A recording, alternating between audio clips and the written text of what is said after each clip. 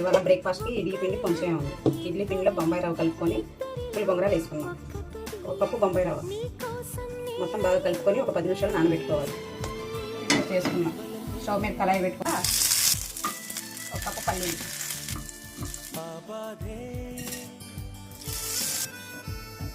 పిండి బాగా నానాక క్యారెట్, ఉల్లిపాయలు, కొత్తిమీర, పచ్చిమిరకాయలు, ఉప్పు, కొద్దిగా సోడా ఉప్పు, కొంచెం వాటర్, పిండి బాగా మొత్తం కలుపుకోవాలి.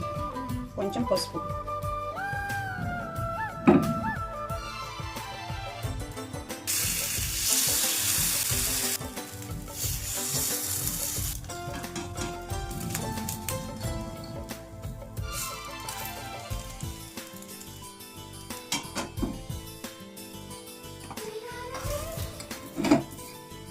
వేడివేడిగా పులి బొంగరాలు రెడీ అయ్యాయి.